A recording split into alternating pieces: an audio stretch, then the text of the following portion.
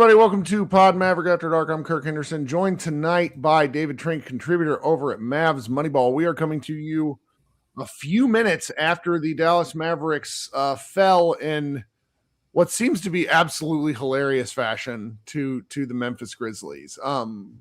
In full disclosure, I was not able to catch this game tonight because I went to a local high school playoff game and I watched what I think to be was probably the better basketball game. But we're here not to talk about that. So, David, talk to us. What'd you see tonight in this 124-105 loss?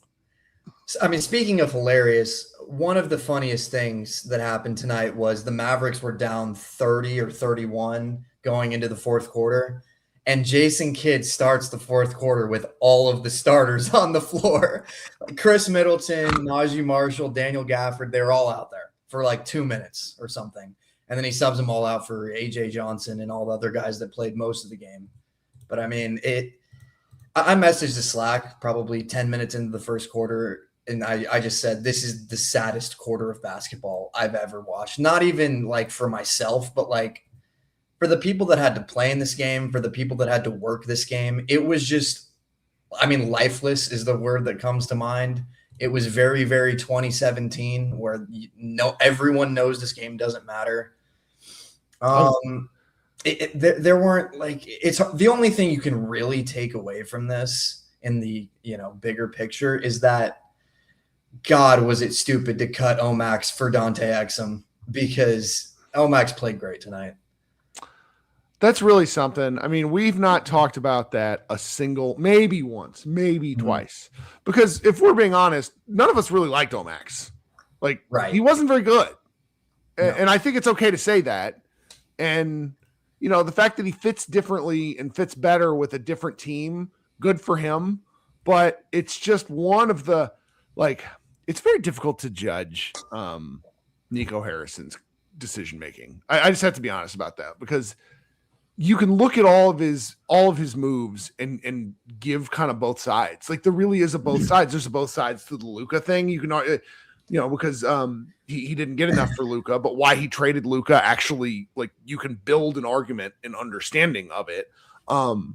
He gave up. I was talking about this with Josh last night, and I was talking about it with Slightly Biased today, where he didn't get any pick protections for anything that he did in those trades because he believed in his fucking trades. So it's like, say what you will about Nico Harrison, but the man, everything he did with his chest. Like, there was no, I need to hide behind 35 pick protections and all this sort of stuff. But, brother, the more we get away from these moves, almost every single one looks like some variation of ass. It's very, it's very, very something. Yeah, I mean, so how did Omax play tonight? What did we see from him? 16 points, 10 rebounds, 3 steals and a block. He's very athletic. He was kind of the best version of what we saw in Dallas. I think part of it was he got drafted with, obviously, when Luka was here. And when you are a young player around Luka, and this is kind of something that happened with LeBron a lot too, where there's just a level of perfection that you have to be on the floor with those guys, because you're going to get the ball open all the time. And if you don't make your shots, you can't really stay on the floor. And Omax he never seemed to meet that learning curve. And I think he has just way more freedom in Memphis to do what he wants to do. And it shows. Like, he just looked way more comfortable out there than he did really in any meaningful time here. So that's kind of the Omax thing. That's the part that it's Arik in the chat says hindsight is 2020. Ghost of Nico's past lives on.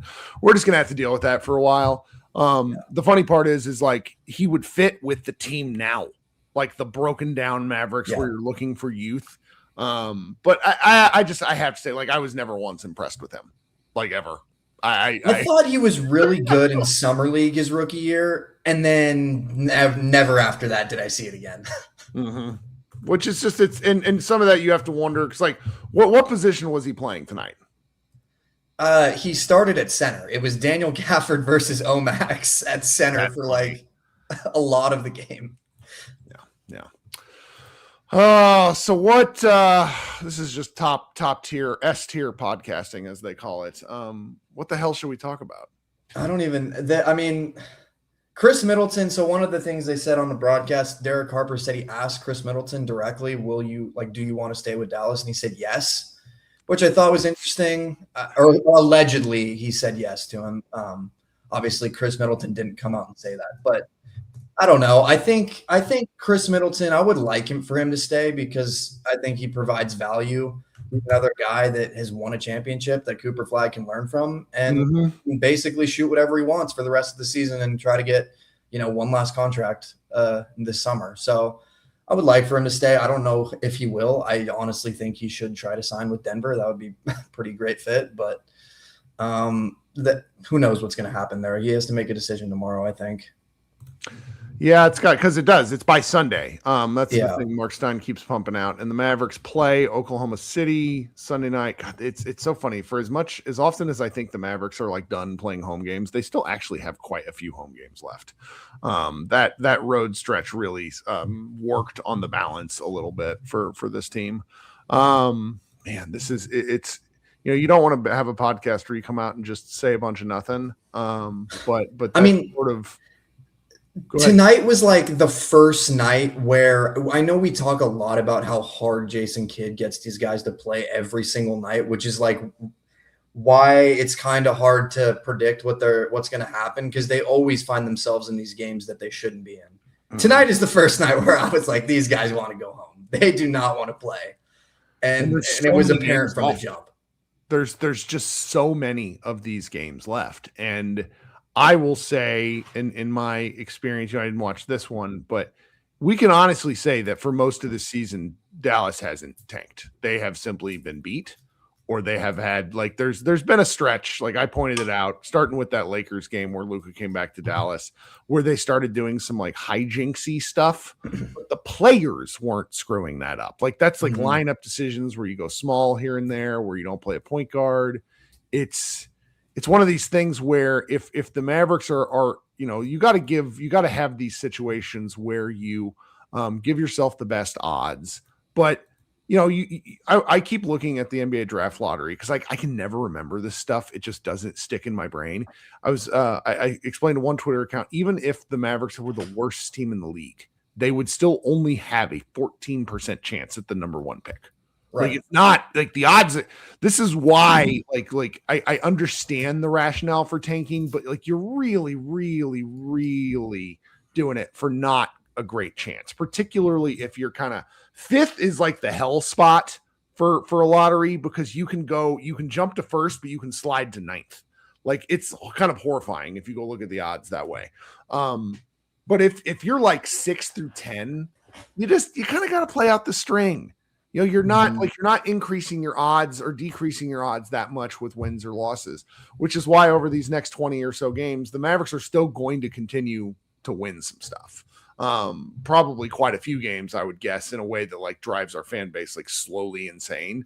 And that's why I can't really work myself up about the odds just yet. There were times it was Luka's rookie year where they won a couple where it's God, if we could have had a chance at the number one or number two pick, and it's just not the way it goes.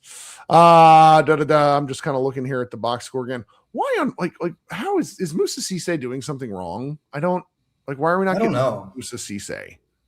I truly don't understand. I mean, honestly, you can say it about all of their two-way guys. I don't really understand how they've used them this year. Moussa Cisse is theoretically a backup center for some team, and I like him.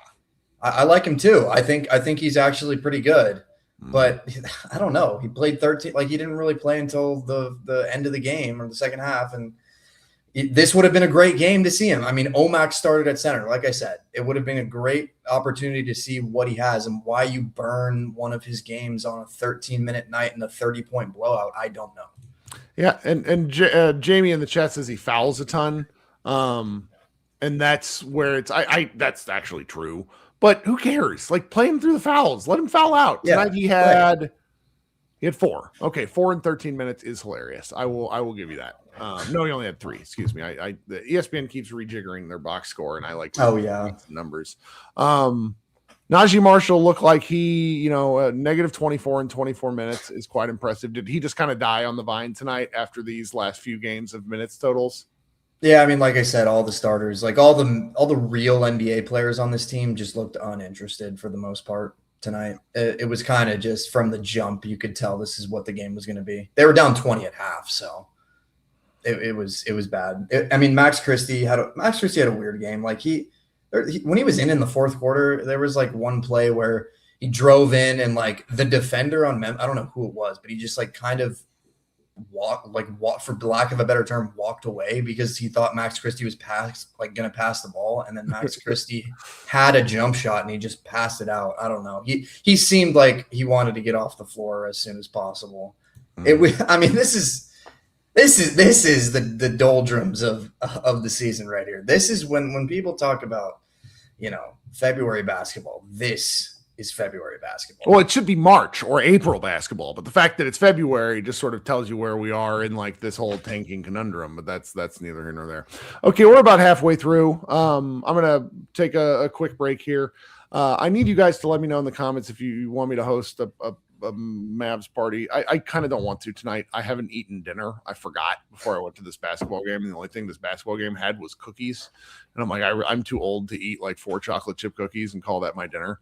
So maybe I should kind of get on with the evening. The Mavs play the Thunder on Sunday, and that could be a game at least more resulting in takes. So remember, there are 3 ways to support the show. If you're at all interested, there's, listening to the ads. It's very helpful to us. The second way is to tell your friends, grow the show that way. If you're here during this kind of podcast, you are with us. I can't express that enough. If you're like listening to this podcast on a Friday night, then you are a diehard, and you are honestly why I show up and do the show. I can't tell you that enough. Every now and again, I get a comment from somebody where it makes doing this worth it because, I know people like listening to us, though sometimes I wonder why. We'll insert ads and we will be right back. Okay, thanks for waiting on us. I guess I won't host one tonight then, because I see my man Killer Cam in the chat. He's probably the only one that would talk with me the most. I got to tell you guys, now is the time. Go start looking at Summer League, NBA Summer League, the 9th of July through the 19th. David and I go. David's been once. He's going back this year despite almost dying last year due to choices when he went out. But this will be last year and this year, I think, are going to be outstanding because there's just so many good players. And I do want to talk about I want to hear what you saw from AJ Johnson's game tonight, since we didn't talk about him. But I will say that like this will be the last time that the Mavericks have a pick under their control, and it will likely be the last time that they pick this high for a decade, if not more. Like the Mavericks are going to be better. They're going to be good. They won't have a pick in 27. 28, they're flipping their pick with the Oklahoma City Thunder, and unless like a nuclear bomb hits that franchise, there's no way they're picking outside of they're picking 20 to 30. And then 29, we don't have a pick, though we do have the Lakers pick. But that's not a control thing. 2030, it's a pick swap with the Spurs. I'm really pissed about that one. That's the one that we need to get back, but that's neither here nor there.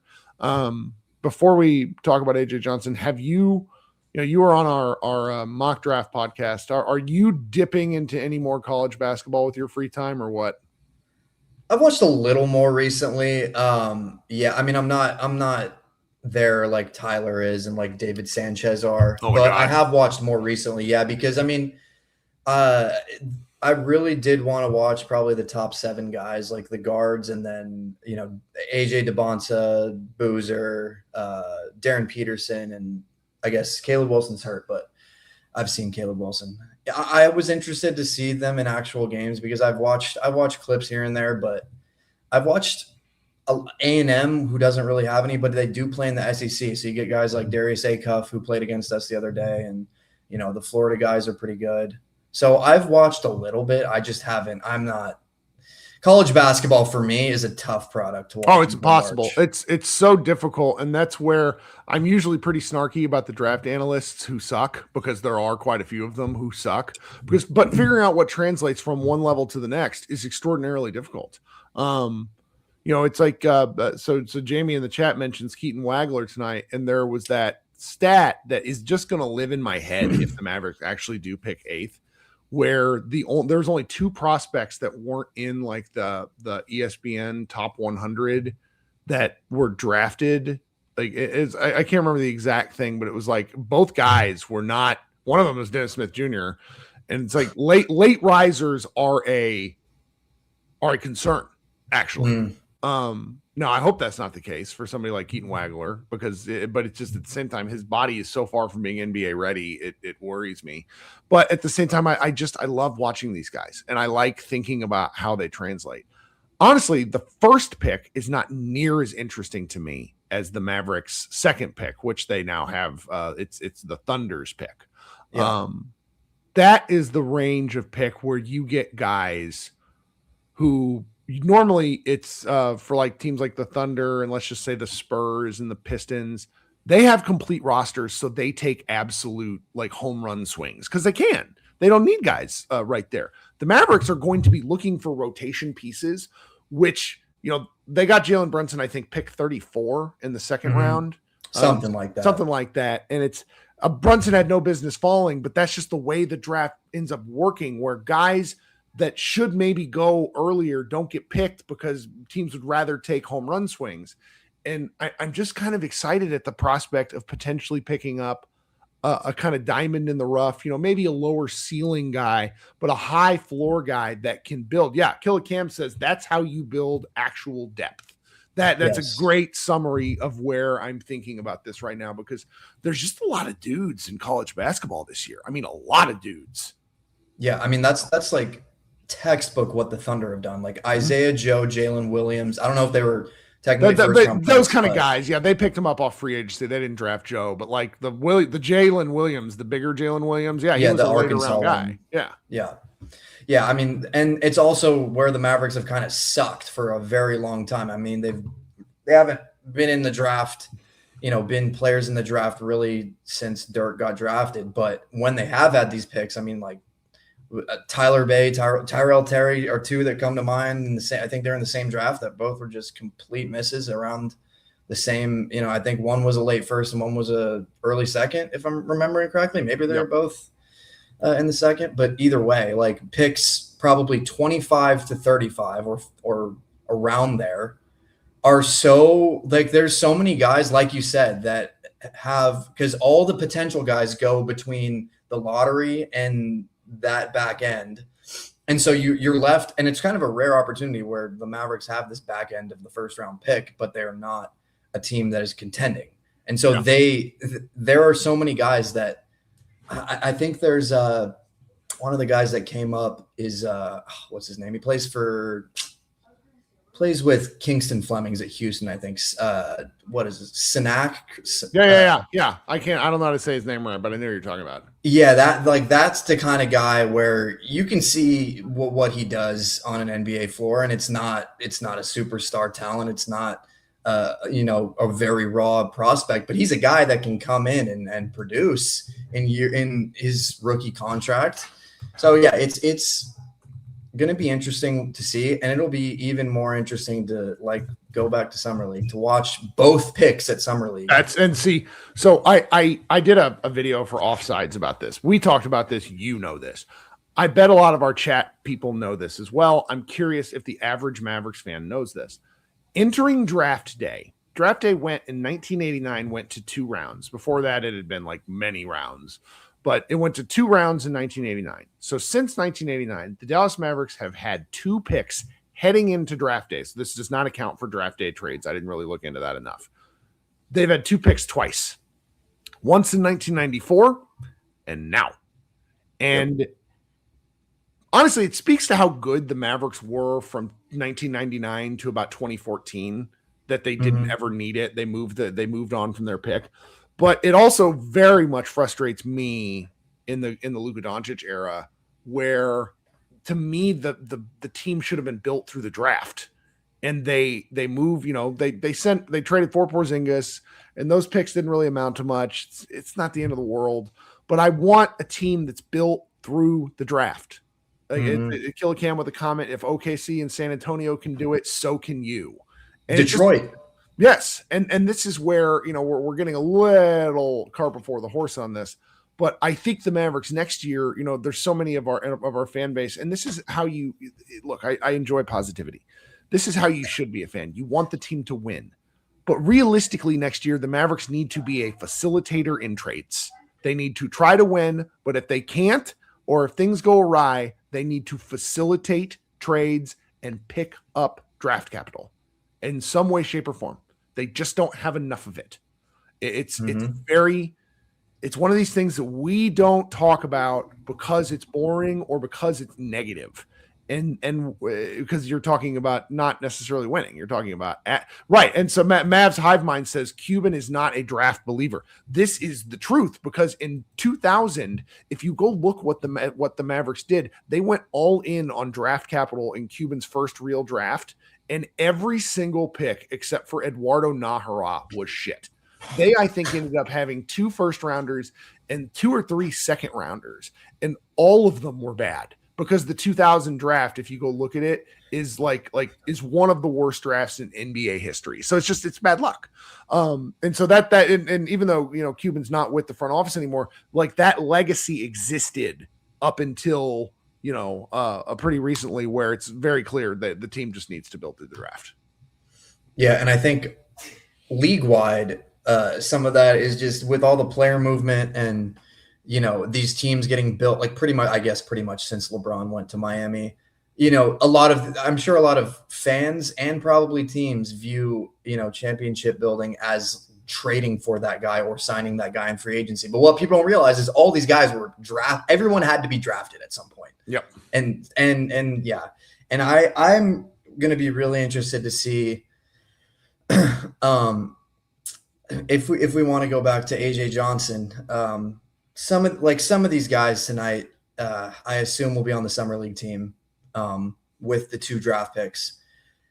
I am interested to see, of all those players, we can say AJ Johnson, what's his face, Cisse, the 2 draft picks. We have a second round pick too. So there's three new guys, and then the guys that are at the end of the bench on this team. I'm interested to see who they keep going into next year, because one of my takeaways from tonight as well is I'm not sure any of these guys are really NBA players, except for, Cisse, sure. I think Ryan Nembhard is an NBA player too. Miles Kelly, I don't know. AJ Johnson, I don't know. I really don't think AJ Johnson is. And I didn't see the game at all tonight, but 3 of 13, 1 of 8 from 3.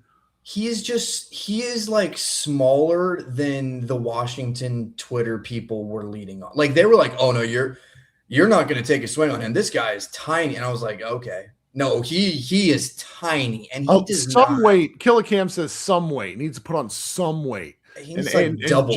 Jamie says he's explosive. Well, he's explosive because he goes up into the air and gravity doesn't pull him back down. He is yeah, exactly. He floats away like a balloon. Mm-hmm. But he's explosive until he makes contact with anyone. And then he has to contort his body to get a shot off. It happened multiple times tonight where he drove in and the defender literally just stepped up into him and he had to spin around and try to throw it over his shoulder or something. Right.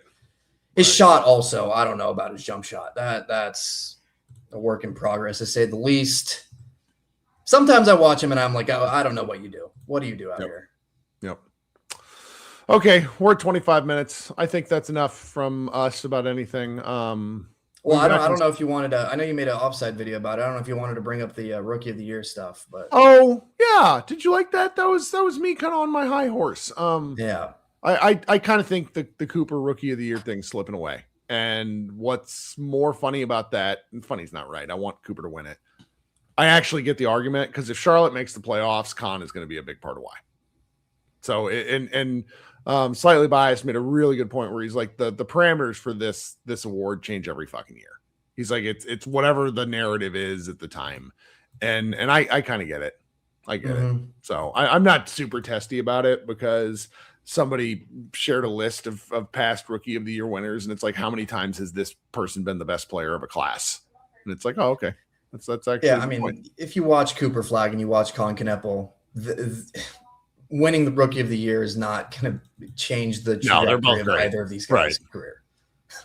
Right. Yeah. And it's just interesting because, if I think if If Cooper had been hurt at the beginning of the year and then now he's playing, I think it's a different story. But that's neither here nor there. It's like you said, it's very, very narrative and recency biased heavy. Well, then before we go, I'm going to give one last shout out and then we'll close out. The game I went to tonight was Coppell High School versus Arlington Martin, an absolutely fantastic basketball game. Arlington Martin played their asses off, but Coppell stormed back down 6 with 3 minutes left, tied the game. And a senior forward named Colin Griffith came off the bench and hit a clutch. I mean, it was one of the more nail shots I've seen in a high school game to win the game 63-60. He'd been on the bench for 3 minutes and just like coming in kind of cold like that. Like that's some tough shit. I mean, you know, I didn't go to a college where sports were any good. Well, Pepperdine, they had some like cool sports for stuff that nobody really watches, but the sports that I was interested in, like basketball and such, weren't very good. So it's like I still watch my high school team because I'm a weirdo. But it was fun to go watch. Really, really fun to watch. And I look forward to the next round too, because you see like, and I talk about this pretty much every like fourth podcast, but you see future NBA guys in Dallas basketball. Like it's wild. Like you just get a chance. So it's, you know, we got you mentioned Kingston Flemings earlier. He was in the state tournament a couple years ago, maybe even last year. I can't remember. And he's just like, you'll see somebody like this every year. And it's cool to be in early on certain guys. And that's why, you know, I just like doing it. Josh and I'll be back on Sunday night, I'm sure. No, Ed Killicam says, wow, Coppell now has NBA players. Do we count Anthony Black? He transferred to Duncanville, and then Duncanville got stripped of their state title after because it was a move purely for sports. So I'm claiming Anthony Black, even though it doesn't work that way. Anyway, all right. I love it. Well, honestly, what it did for me, and I explained this in the last podcast, is like, I like basketball, and these Mavs games have been soul sucking. So like going to watch a meaningful game where like the kids were so excited, that was fun. And so that's why I encourage this sort of stuff. Ash Boying says, I played against Larry Johnson in high school. That is giving away your age. Also, I've seen video of Larry Johnson in high school. He was a man. Yeah. So anyways, everybody be good. We'll talk soon. Thanks so much for hanging out. Go Mavs.